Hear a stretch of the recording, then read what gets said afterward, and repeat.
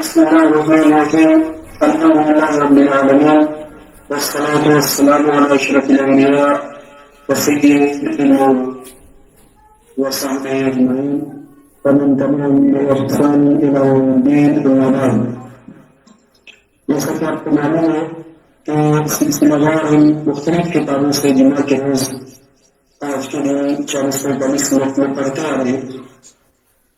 اس سے پہلے 6 کتابیں ہم اس سلسلے میں پڑھ چکے ہیں. یہ جو کتاب ہے ہماری 7ویں کتاب ہے.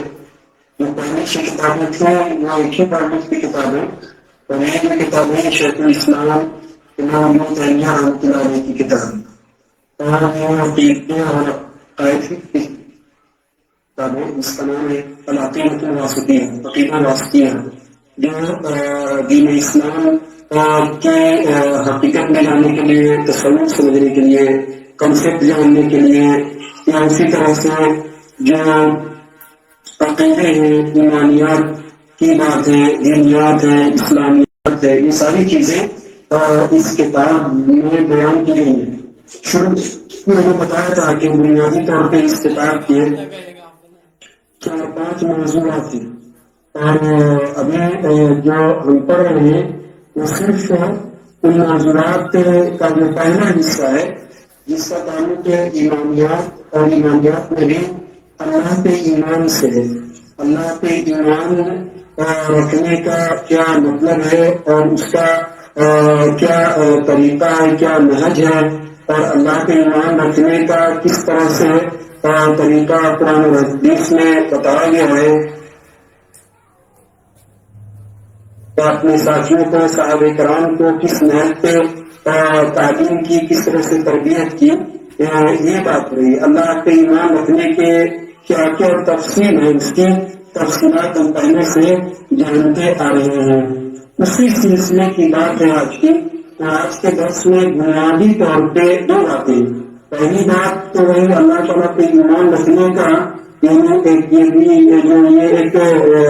بنیادی عقیدہ ہے کہ اللہ تعالیٰ کہاں ہے، کیا عرش پہ، ہر جگہ پہ ہے. قرآن میں اور حدیث میں اس سلسلے میں جو مختلف نصوص ہیں، یا اس کو ٹیکسٹ کہیں یا کنٹینٹ جو ہے، تو اس سے جو بعض لوگ الجھن کے شکار ہوتے ہیں کہ ان کا کیا مطلب ہے.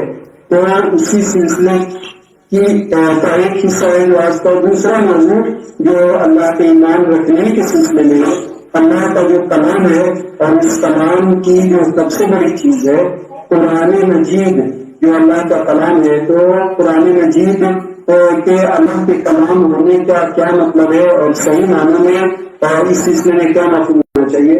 تو یہ دوسرا حصہ ہے آج کے درس کا. جو ہمارے پاس کر سکتے ہیں کہ 2 باتیں ہیں آج کے درس کے لیے. تو پہلا جو حصہ ہے شیخ بیان کرتے ہیں کہ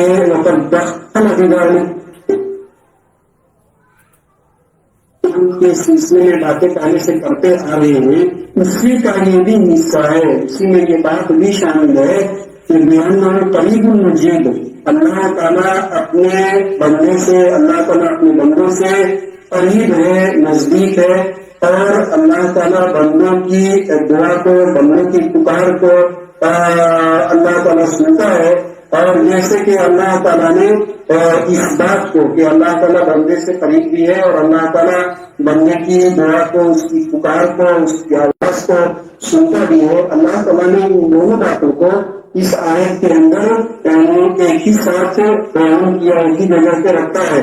وہ آیت ہے سورہ بقرہ کی، جو جہاں پہ یہ رمضان اور صیام اور روزے کے بارے میں جو احکام اور تعلیمات بیان ہوئی ہیں، تو اسی کے بعد یہ بات آئی ہے.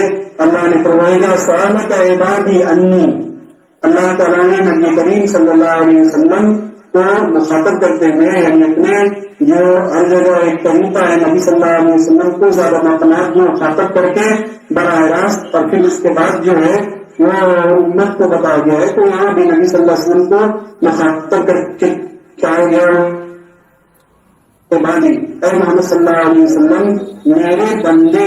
ٹھیک ہے، جب آپ سے نبی صلی اللہ علیہ وسلم سے میرے بارے میں پوچھیں، ٹھیک ہے، تو آپ کا دیجیے قریب قریب. تو آپ کہہ دیجیے کہ میں قریب ہوں، نزدیک ہوں، کس سے؟ بندوں سے قریب ہوں۔ یہ سورہ بقرہ کی آیت ہے۔ تو اس آیت میں اللہ تعالیٰ نے دو باتوں کو بیان کیا ہے کہ اللہ تعالیٰ اپنے بندوں سے قریب بھی ہے، نزدیک بھی ہے۔ اس کا کیا مطلب ہے؟ اور ساتھ میں یہ بھی کہا ہے کہ میں دعا کو سنتا بھی ہوں۔ تو یہ دونوں باتیں ہیں، اللہ تعالیٰ بندے سے قریب بھی ہے اور بندے کی پکار کو، بندے کی دعا کو، بندے کی آواز کو اللہ تعالیٰ سنتا بھی ہے۔ تو اب اس سے جو پہلے کے بات کی طرف اشارہ کریں آسان انداز سے، جو آپ لوگوں کو سمجھ میں آنا چاہیے، اور کچھ لوگ نئے ہوں گے تو ان کے لیے میں یہ بات بتاؤں کہ دین اسلام کی حقیقت کو جاننے کے لیے یا دین اسلام میں جو تعلیمات، جو ہدایات عقیدے، ایمانیات اور اسلام کے درجے میں ہیں، اور اس پہ بہت ساری کتابیں بہت سارے علماء نے لکھی ہیں، اور بہت سارے آپ جانتے ہیں کہ مسلمانوں میں جو مکتب فکر ہے، گروہ ہیں، تو بنائی ہوئی ہیں اپنے اپنے حساب سے لوگوں نے کتابیں اسی موضوع پہ لکھی ہیں۔ میں جو پوائنٹ آپ کو بتانا چاہتا ہوں وہ یہ ذہن میں رکھنا چاہیے کہ شیخ الاسلام امام ابن تیمیہ کتاب ہے، یہ بہت ہی اس کی ایک امتیازی اور منفرد حیثیت ہے، اس لحاظ سے کہ شیخ نے اس کتاب میں قرآن مجید اور نبی کریم صلی اللہ علیہ وسلم کی احادیث صحیحہ مبارکہ کے اندر جو باتیں بیان کی گئی ہیں، شیخ نے ان کی ترجمانی کی ہے، ان کو اسی طرح سے بتایا ہے، اور ان تعلیمات کے تعلق سے یا اندازہ لگائیے کہ شیخ کے زمانے میں بھی اور اس سے پہلے بھی، یعنی ہزاروں سال سے پہلے سے جو خود مسلمانوں کے اندر، کیونکہ مسلمانوں ہی کے عقیدہ ایمانیات کی بات کر رہے ہیں، اسی سے بات کر رہے ہیں، تو کہا ان کے اندر جو بگاڑ، جو خرابی یا جو علم کی سمجھ کی اور مطلب جو کجرائی تھی، جو گمراہی تھی، ان تمام چیزوں پہ ان کی نظر ہے، اور اسی پس منظر میں یہ بات بول رہے ہیں، تو ان سب کی اصلاح کرتے ہوئے یہ بات بول رہے ہیں۔ میں یہ بات اس لیے بول رہا ہوں کہ بہت سے لوگوں نے کتابیں ایسے لکھی ہیں، رسال دینیات کے نام پہ، ایمانیات کے نام پہ، جہاں پہ ایک سادہ انداز میں، عام انداز میں جو اسلام ہے، ایمان ہے، احسان ہے، تقویٰ ہے، اطاعت ہے، اللہ کے نبی پہ ایمان رکھنا ہے، توحید ہے، رسالت، اس کا ایسا تعارف کیا ہے ایک مطلب سادہ انداز میں، اس کے اس تعلق سے ایک آدمی کو جو موٹے طور پہ اس کو نہیں آتی ہے، لیکن ان کے تعلق سے، ایمان کے تعلق سے، اسلام کے تعلق سے، تقویٰ، احسان، توحید، شرک، نبوت، رسالت، ان تعلقوں طرح کی جو تعلیمات اس تعلق سے جو لوگوں میں گمراہی ہے، لوگوں میں بگاڑ ہے، لوگوں میں جو خرابی ہے، علم کی اور سمجھ کی، ان کے اصلاح نہیں ہوتی۔ اب ایسے لوگوں سے بات کریں تو وہ لوگ بولتے ہیں کہ یہ باتیں کوئی کرنے کی بات نہیں کرنی کی، مثال کے طور پہ جیسے ابھی بات ہو رہی ہے، پچھلے درس میں یہ جس کے طور ڈیٹیل باتیں ہوئی، تو آپ اسے تجربے کے طور پہ، انداز کے طور پہ آپ جانتے بھی ہوں گے، دیکھیں آپ عام آدمی سے پوچھیں کہ اللہ تعالیٰ کے بارے میں کہ اللہ تعالیٰ کہاں ہے، تو آدمی ایک دم سیدھا انداز سے یہی بولے گا کہ اللہ تعالیٰ تو ہر جگہ ہے، لیکن کوئی بھی جگہ ایسی نہیں ہے جہاں اللہ تعالیٰ نہیں ہے، اللہ تعالیٰ ضرور جگہ ہے۔ عام آدمی یہی بولے گا، یہی عام طور پہ بولے گا۔ ہمیں یہ دیکھنا ہے کہ کیا قرآن و حدیث کی روشنی میں یہ جواب صحیح ہے یا کیا یہ عقیدہ رکھنا صحیح ہے۔ پہلے بات ہوئی ہے، میں ان سے جوڑ رہا ہوں کہ کچھ نئے لوگ بھی رہتے ہیں تو میں اس کو آسان انداز کر کے ہوں۔ اور کسی بات کو آپ دیکھیں، اللہ کے نبی صلی اللہ علیہ وسلم کی زندگی میں ایک معمولی عورت جو ایک مطلب لونڈی ہے، ٹھیک ہے، اور اس سے جب اس نے یہ دعویٰ کیا نبی صلی اللہ علیہ وسلم سے کہ میں اسلام لا چکی ہوں، میں ایمان لا چکی ہوں، میں مسلمان ہو چکی ہوں، نبی صلی اللہ علیہ وسلم نے اس کی تحقیق کے لیے جو پوچھا، پہلا سوال یہ کہ کیا تم گواہی دیتی ہو کہ اللہ جو ہے وہ وحدہ لا شریک ہے، اور اپنے بارے میں کہ محمد اللہ کے رسول ہیں؟ کہاں تو کہا کہ جو ہے اللہ کہاں ہے، یہ بات ہے اصل جو یہاں پوائنٹ ہے۔ تو اس نے ایک عام عورت بالکل جو ایک مندی کے درجے میں ہے، دوسرے کے یہاں دوسرے کے گناہ میں، وہ بولتی ہے کہ اللہ کی سمجھ، اللہ کا مواسنا، اس تعلیم اور اس اور پھر آج میں جو پوچھے کتنے لوگ سوچ کے آتے تھے بولیں گے وہی جو میدان کا اور جو دوسرے گمراہ فرقے ہیں، جو نظریہ ہیں، اور ان کا جو یہ اللہ تعالیٰ کو ہر جگہ، یعنی کوئی بھی ایسی چیز اچھی بری ہر جگہ وہ اللہ تعالیٰ تو یہ جو ہے یعنی جو ہمارا پہلا پوائنٹ ہے اسی سے جوڑ کر کے اس کو ہمیں دیکھنا ہے. اللہ تعالیٰ اپنے علم کے حساب سے، اللہ تعالیٰ خبر رکھنے کے حساب سے، اللہ تعالیٰ دیکھنے کے حساب سے، اللہ تعالیٰ سننے کے حساب سے ہر چیز کو سن رہا ہے، ہر چیز کو دیکھ رہا ہے. اللہ تعالیٰ کے علم سے کوئی چھوٹی چیز نہیں، اللہ تعالیٰ کے علم سے باہر نہیں ہے، سب اللہ تعالیٰ کے اس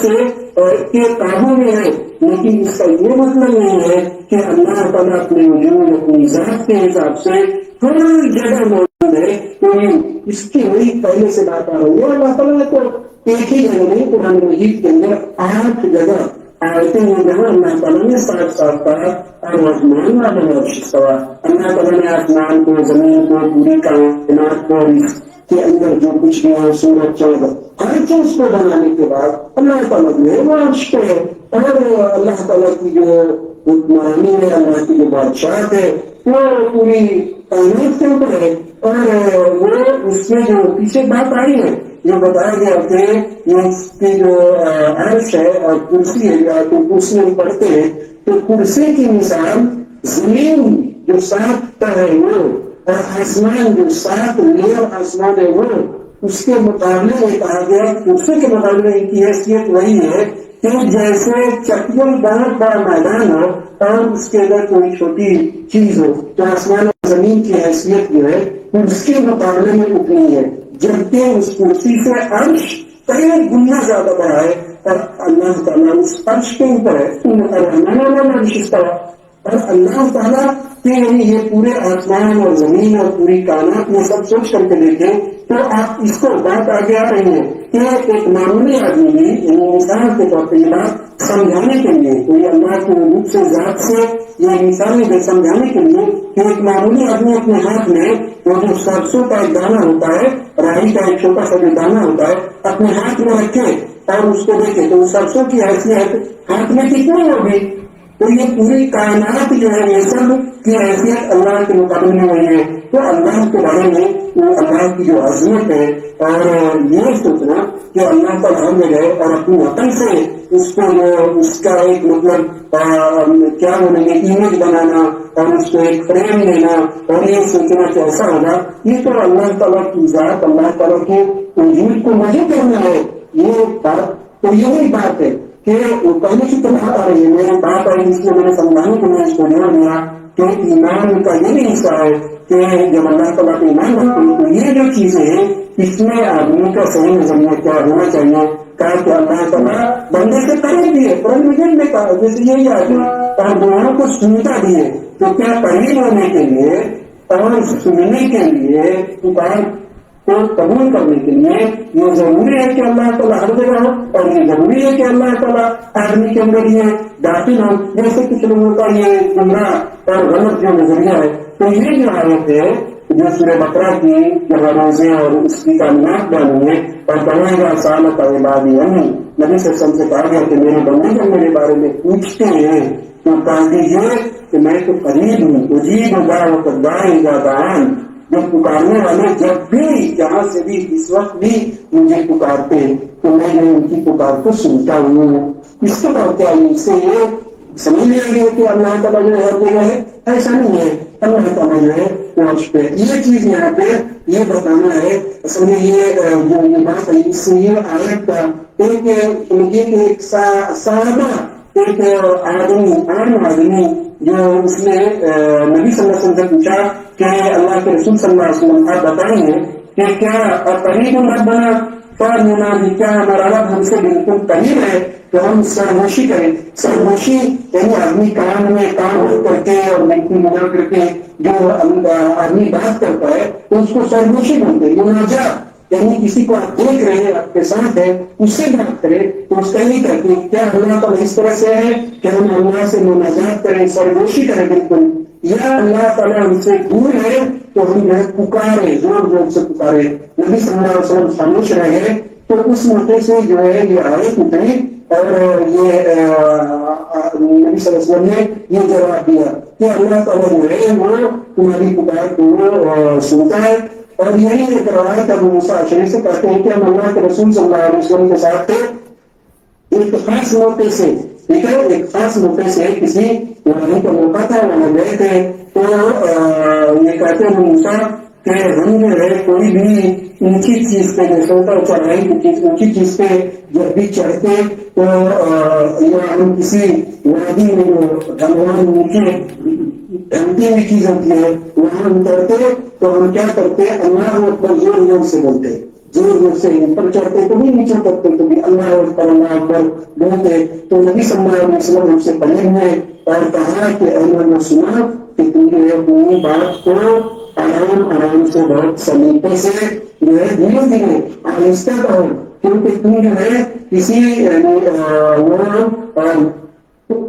کسی بارے کو تم نہیں پکار رہے ہو اور کسی ایسے کو نہیں پکار رہے ہو جو غائب ہے، یعنی اللہ تعالیٰ کے بارے میں بتایا، بلکہ تم اللہ کو پکار رہے ہو جو سننے والا ہے اور دیکھنے والا ہے، اور جس کو تم پکارتے ہو وہ جو ہے جیسے پانی نہیں ہے، شہرت سے قریب ہے، یا تمہاری جو سواری ہے اس سواری کی نکیل سے بھی قریب ہے کہ اے عبداللہ بن قیس، کیا میں تم کو ایسی بات نہ بتا دوں، ایسی بات نہ سکھا دوں جو جنت کا کنز ہے، جنت کا خزانہ ہے۔ وہ کیا؟ اسی مطلب سے کہا لا حول ولا قوت الا باللہ، لا حول ولا قوت الا باللہ کو جنت کے کنز اور خزانے میں سے ایک خزانہ کہا گیا ہے۔ مطلب یہاں پہ اس حدیث کو بیان کرنے کا ہے، صحیح بخاری اور مسلم شریف کی روایت ہے کہ اللہ تعالیٰ عرش پہ ہونے کے باوجود اپنے بندے سے اپنے علم کے حساب سے اور اللہ تعالیٰ اپنے جو اللہ تعالیٰ کی جو اسماء حسنی کے تعلق آتی ہے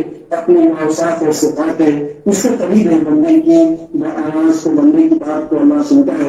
تو ہر موقع پر عام طور پہ آدمی جنرل ایسے مطلب کو بولتا ہے کہ جیسے اس کو کوئی خراب چیز، کوئی بری چیز سننے میں دیکھنے میں لگ گئی تو اس وقت بولتا ہے لیکن جیسے کہا گیا اس حدیث میں کہ جنت کے کنز خزانے میں سے ایک خزانہ ہے۔ جانتے ہیں اس کا مطلب کیا ہے؟ اس کے مطلب محل والا ہوتا مطلب کمپلیٹلی مکمل طور پہ اپنے آپ کو اللہ تعالیٰ کے خود سپرد کرنا ہے، خود سپردگی ہے، اللہ تعالیٰ کے حوالے کرنا ہے۔ اس کا مطلب ہوتا ہے کہ کوئی بھی لا حول ولا قوت، کوئی بھی طاقت نہیں ہے جو آدمی کو برائی سے، نافرمانی کے کام کرنے سے، غلط کام کرنے سے روک دے، وہ صرف اللہ تعالیٰ ہی ہے۔ اور کوئی بھی آدمی، کوئی بھی طاقت نہیں ہے جو بندے کے اندر اطاعت، فرمانبرداری، عبادت یا فرمانبرداری کے کام کرنے کی توفیق دے طاقت ہے، لیکن اللہ تعالیٰ ہی ہے۔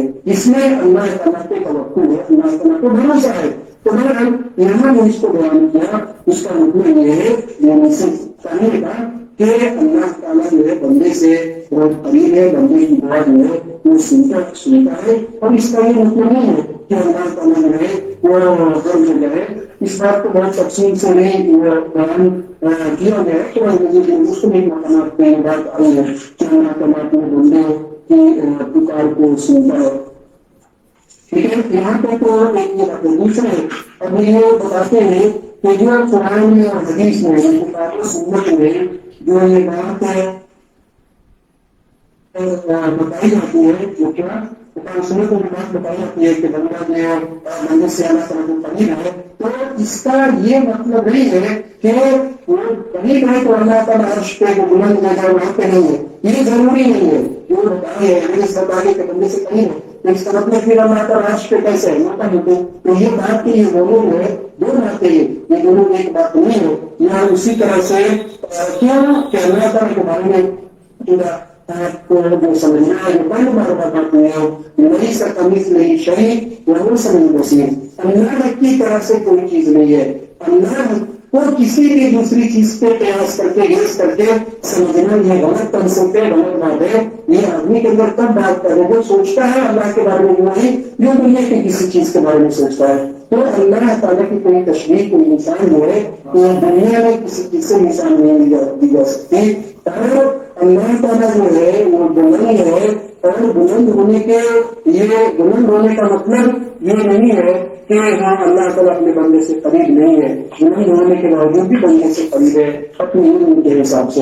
یہ پہلی بات تھی موٹا موٹی جو مختصر طور پہ آسانی آسان انداز میں میں نے آپ کے ذہن میں رکھا، ورنہ اس میں بہت مطلب کچھ پیچیدہ زیادہ علمی انداز میں بات ہے، اس لیے میں اتنی بات موقع ملی تاکہ ذہن میں یہ بات کم سے کم بیٹھ جائے۔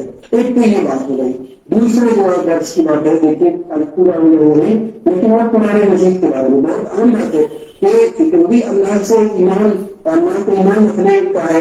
دیکھیے قرآن مجید ایسی کتاب ہے جیسے اسلام کے اندر اللہ تعالیٰ کو چھوڑ کے کسی بھی دوسری چیز کی قسم کھانا جائز نہیں ہے، وہ شرک بھی ہے، اور کبھی شرک بڑا بھی ہو جاتا ہے، چھوٹا شرک جس کی وجہ سے آدمی ملت اسلام سے نہیں نکلتا ہے، گنہگار ہوتا ہے، بڑا شرک ہوتا ہے جس کی وجہ سے ہو جاتا ہے صرف اللہ تعالیٰ کو اور اللہ کا جو کلام ہے قرآن مجید اس کی قسم، دوسری کسی بھی چیز کی قسم نہیں کر سکتے۔ تو میں یہ قرآن مجید کے تعلق سے یہ بات بول رہا ہوں کہ یہ جو دوسری چیزیں اللہ کو ایمان رکھنا ہے تو، اور اسی طرح سے جو پہلی بات یہ ہے کہ اللہ تعالیٰ نے جو کتابیں آسمانی کتابیں دی ہیں قرآن مجید سے پہلے، جیسے سورۃ ابراہیم اور موسیٰ جیسے سورہ میں ابراہیم اور موسیٰ کے صحیح ہے، اسی طرح سے موسیٰ علیہ السلام کو تورات دیا گیا، اور یہ عیسیٰ علیہ السلام کو انجیل دیا گیا، تو تورات زبور انجیل یہ جو پچھلی نبیوں کو جو ان کی قوموں تک کے لیے یہ آسمانی کتابیں جو 3-4 دی ہیں اور جو قرآن مجید میں دی گئی، تو کہا کہ جو پچھلی کتابوں پہ ایمان رکھنا ہے اور قرآن مجید کا ایمان رکھنا ہے، تو اس قرآن مجید کے بارے میں کہا جاتا ہے کہ قرآن کیا ہے، یعنی قرآن کو اگر آپ پوچھا جائے کہ قرآن کو ڈیزائن کیجیے، ٹھیک ہے، قرآن کو پریبھاشت کیجیے، قرآن کی تعریف یعنی قرآن کا آپ طریقے میں اپنے اگر کوئی پوچھے ایک مان میں کوئی غیر مسلم آپ سے پوچھتا ہے کہ قرآن مجید کیا ہے، اس کا کنسیپٹ کیا ہے، اس کا ڈیفینیشن قرآن مجید کیا ہے، اس کو ایسا سزا کیا کہیں گے اس قرآن مجید کے بارے میں، آپ یہی کہیں گے جو بات ابھی آ رہی ہے، یہ کہنا چاہیے کہ قرآن مجید یہ اللہ کا کلام ہے۔ پہلی بات ایک پوائنٹ، قرآن مجید ہے یہ اللہ کا کلام ہے، یہ جبریل علیہ السلام کا کلام نہیں ہے، محمد صلی اللہ علیہ وسلم کا کلام نہیں ہے، کسی دوسرے کا کلام نہیں ہے۔ کلام کے مطلب بات، جس کو بات جو بولتے ہیں وہ کنٹینٹ جو ہے، ٹھیک ہے، اس کو آپ کے سمجھنے کے لیے کہیں تو یہ جو ہے یہ قرآن مجید پڑھنا پہلے اس ڈیفینیشن میں آپ کو علمی طور پہ جو بات پانا تو کیا قرآن مجید اللہ تعالیٰ کا کلام ہے، یہ پہلا پوائنٹ اللہ کا کلام ہے۔ کلام کیسے وہ ڈیٹیل آگے بات آئے گی، دھیرے دھیرے مطلب آسانی انسان میں بات آئے گی، پہلے ہی بولا کلام کا کیا پورا بات آئے گی، یہ اللہ کا کلام ہے، اللہ نے یہ بات کیا ہے اور وہ اللہ کی بات اور یہ کنیکشن ہے، مجموعہ ہے جو اللہ تعالیٰ نے جبریل علیہ السلام کو دیا۔ جبریل علیہ السلام نے اللہ تعالیٰ سے سنا، اللہ تعالیٰ نے وہ کلام کیا، جبریل علیہ السلام نے سنا، جبریل علیہ السلام آ کر کے نبی صلی اللہ علیہ وسلم کو دیا، نبی علیہ السلام نے جبریل علیہ السلام سے سنا۔ تو پہلا پوائنٹ ہے قرآن مجید اللہ کا کلام ہے۔ دوسرا پوائنٹ اس کے ڈیفینیشن تاریخی میں ہم چل رہے ہیں۔ دوسری بات یہ ہے کہ یہ منزل ہے، نازل شدہ بولتے ہیں، نازل کردہ، اتارا گیا ہے۔ قرآن مجید میں بار بار آتا ہے نزول، تنزیل، یہ بات جو انزلنا ہو، نزلنا، یہ بات ہو رہی ہے، ہم بولتے ہیں کہ نازل۔ تو پہلا پوائنٹ یہ ہے ڈیفینیشن میں کہ اللہ کا کلام ہے۔ دوسرا یہ ہے کہ یہ نازل کردہ کتاب ہے، نازل کیا گیا ہے۔ یہ قرآن مجید میں قرآن مجید کا کمپائلر، رائٹر، لکھنے والا کون ہے، جس کی کتاب ہے؟ بہت سارے لوگ جن کو ایسے نہیں مان گئے وہ بولتے ہیں کہ نبی صلی اللہ علیہ وسلم کی کتاب ہے، محمد صلی اللہ علیہ وسلم کی بات ہے۔ یہ نبی صلی اللہ علیہ وسلم کی کتاب نہیں ہے، جبریل علیہ السلام کی کتاب نہیں ہے، یہ اللہ تعالیٰ کی کتاب ہے، اللہ کا کلام ہے اور اللہ تعالیٰ نے اس کو نازل کیا ہے۔ تو دوسرا پوائنٹ ہوگا کہ یہ اللہ تعالیٰ کی طرف سے نازل کردہ کتابیں نازل کیا گیا، اتارا ہے اللہ تعالیٰ نے، یہ چیز ہے، ٹھیک ہے۔ اس کو نبی صلی اللہ علیہ وسلم پورے قرآن مجید میں جو کافر اور مشرک کی طرف سے نبی صلی اللہ علیہ وسلم پہ ریجیکشن ہوتا تھا، جھٹلایا جاتا تھا، اعتراض نہیں کرتے تھے اور مذاق نہیں کرتے تھے کہ یہ کیا اپنی بات ہے، اور اس کی نسبت اللہ سے کر کے یہ کہتے ہیں کہ یہ اللہ کا کلام مجھے ملا ہے، یہ جو ہے جھوٹا ہے نعوذ باللہ۔ تو یہ نہیں ہے، یہ اللہ کا کلام ہے، اللہ نے اس کو اتارا جبریل علیہ السلام کے ذریعے نبی صلی اللہ علیہ وسلم پہ۔ دوسرا پوائنٹ ہے کہ نازل شدہ کتاب ہے۔ یہ بات کیا ہو رہی ہے؟ کیونکہ یہ اللہ پہ ایمان رکھنا، اللہ نے جو آسمانی کتابیں جو دی ہیں ان کے سلسلے میں بھی ہمارا صحیح ایمان کیا ہونا چاہیے، اس کی ہمیں جانکاری ہونی چاہیے۔ ہر مسلمان اپنی جگہ پہ لیکن اسلام کو صحیح نہیں ہو اور اس پہ اپنی عمل کرے اور اسلام کو صحیح کنسپٹ لوگوں کو بتائے تو بہت سارے مثال مسلمانوں کے بن سکتے ہیں. لیکن آج مطلب اس کو ہماری جو زندگی جینے کا رہنے کا ہمارا جو طرز ہے سوچ کا جو طرز ہے ٹھیک ہے خاص طور سے نئی جنریشن میں وہ یہ ہے کہ ہم اصلی جو سچی تعلیم ہے اس سے کیوں ہے تو یہ بہت بڑا غلط ہے. اس کی وجہ سے بہت سارا پرابلم ہو رہا ہے. تو یہ قرآن مجید کے سلسلے میں یہ بات ہو تو یہ معمولی بات نہیں ہے. تو دوسرا پوائنٹ آپ کو یہ بتانا ہے کہ یہ اللہ تعالیٰ نے نازل کیا ہے یہ نازل شدہ بات ہے. تیسرا پوائنٹ اس میں آ رہا ہے اس پہ زیادہ بات نہیں کریں گے لیکن تھوڑی سی بات کریں گے. پہلی بات ہے اللہ کا کلام ہے. دوسری بات ہے نازل کرنے کتاب ہے. اللہ نے اس کو نازل کیا ہے. محمد صلی اللہ علیہ وسلم علیہ السلام کی لکھی ہوئی کتاب میں نہیں ہے. اس میں تیسرا پوائنٹ ہے کہ یہ قرآن مجید غیر مخلوق ہے. مطلب یہ تاریخی طور پہ ایک بات چلی تھی تو اب وہ بات بھی ہے تو اس کو تھوڑا سا اشارہ ڈالا. ایک ہوتا مخلوق یعنی اللہ تعالیٰ نے اس قرآن کو جو اللہ کا کلام ہے اللہ نے کلام نہیں کیا کسی دوسرے کے اندر اللہ نے اس کو خلق کر دیا. خلق کا مطلب ہوتا ہے انگلش اس کو کریٹ کر دیا پیدا کر دیا دوسرے کے اندر اور وہاں سے پھر دین اسلام کو ملی. ایک یہ مخلوق کا مطلب ہے جیسے ہم مخلوق ہے ٹھیک ہے اللہ نے بنایا ہے پیدا کیا ہے تو کیا قرآن مجید اسی طرح سے مخلوق ہے. ایک بھی بہت بڑا فتنہ پیدا ہو گیا تھا آج سے 1200-1300 سال پہلے ٹھیک ہے. تو اس کا بھی ہمارے بھی لوگوں میں یہ غلط فہمی پیدا ہوتی ہے. تو قرآن مجید کیا اسی طرح سے مخلوق ہے اس کو پیدا کیا گیا.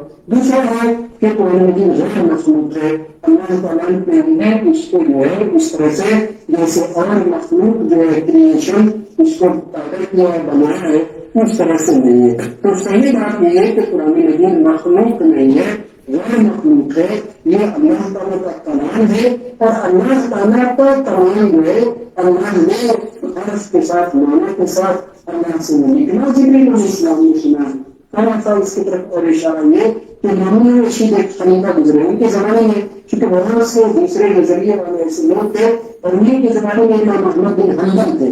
امام احمد بن حنبل تو یہ فتنہ امام احمد بن حنبل کو اصل میں اس میں پھنسانے کے لیے ایک یہ کھڑا کیا گیا تھا کہ جو ان کے خلاف لوگ تھے کہا کہ یہ قرآن مجید کو یہ اسی طرح سے امام بخاری جن کی صحیح بتا رہے ہیں ان کے کہاں میں بھی ہے تو فرق یہ قرآن مجید کو یعنی مخلوق نہیں مانتے غیر مخلوق مانتے یعنی تو امام احمد بن حنبل تو اس کے لیے وقت کے بادشاہ کو بڑی سزائیں دی.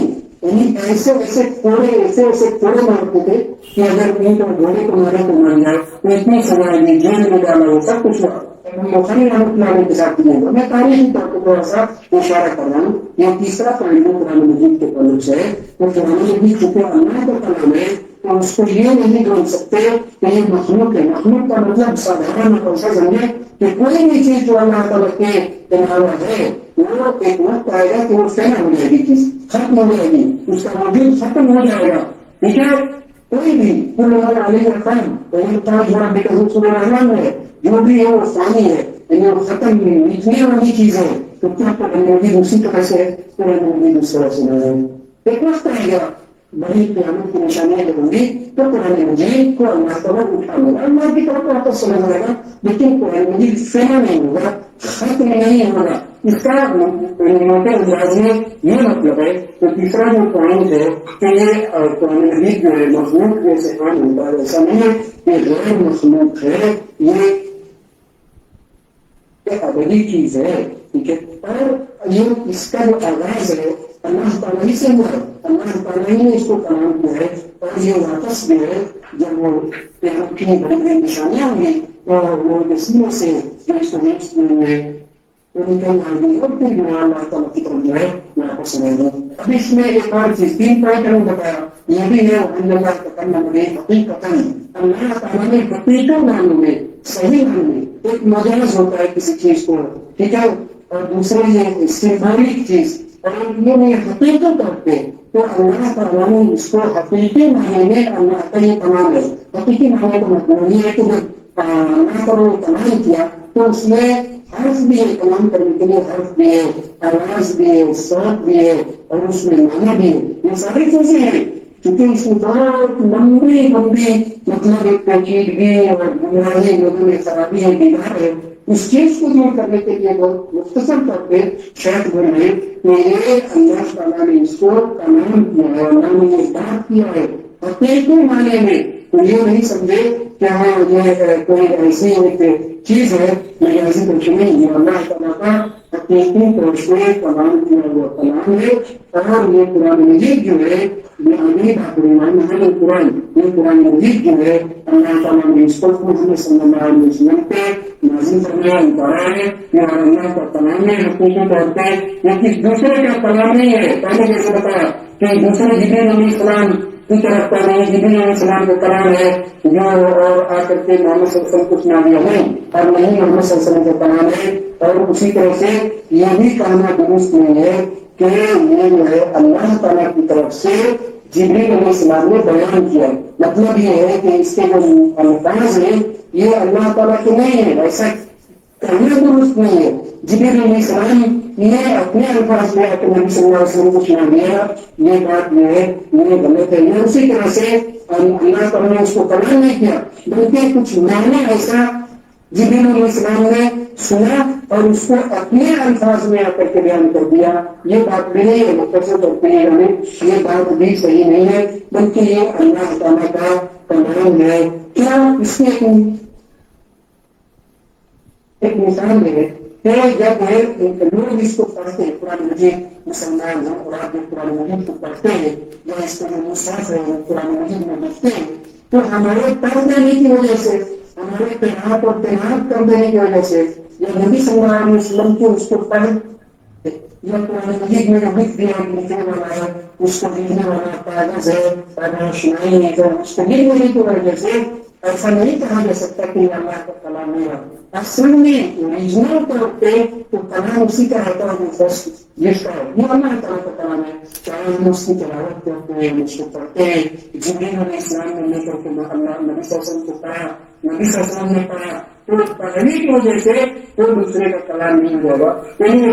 करके बहुत आसान अंदाज में शेख ने इस चीज को समझा। इसको ऐसे नहीं समझ सकते एक आदमी की कोई किताब है, एक आदमी का कोई शेर है, एक आदमी का कोई आर्टिकल है, दूसरे आदमी उसको पढ़ते हैं, तो क्या उसके शेर उसकी चीज पढ़ने कसीदा पढ़ने के लिए दूसरे उसका हो जाता है? बिल्कुल नहीं हो जाता। असल जिसका है उससे से निस्बत होगी। तो ये अल्लाह ताला का कलाम है। जिब्रील अलैहिस्सलाम ने आकर के जिब्रील अलैहिस्सलाम का कलाम नहीं हो जाएगा। ये अल्लाह ताला का ही कलाम है और अल्लाह ताला ने इसको हर्फ के साथ माना के साथ बयान किया है। ऐसा नहीं है बड़ी बड़ी बुराई है कि वो सिर्फ हर्फ है, अल्लाह ने हर्फ और आवाज में दोनों माने नहीं है। ये ऐसा भी नहीं है कि सिर्फ माना दिया हर्फ और आवाज में नहीं है, नहीं। हकीकी तौर पे लफ्ज के हिसाब से, माना के हिसाब से, हर्फ के हिसाब से हर तरफ से ये अल्लाह का कलाम है। और उसको फिर आगे बात होगी ये दूसरे हिस्से में जो आते हैं ये बात में कुरान मजीद अल्लाह ताला को ईमान रखने का एक कुरान मजीद अल्लाह का कलाम है। तो किस हिसाब से उसके बारे में ये बातें आगे फिर इसको बात करेंगे और जो अल्लाह रसूल उसको बात करेंगे। तो चिकित्सा जो इसमें आप कुछ सवाल करने चाहिए तो कर सकते हैं।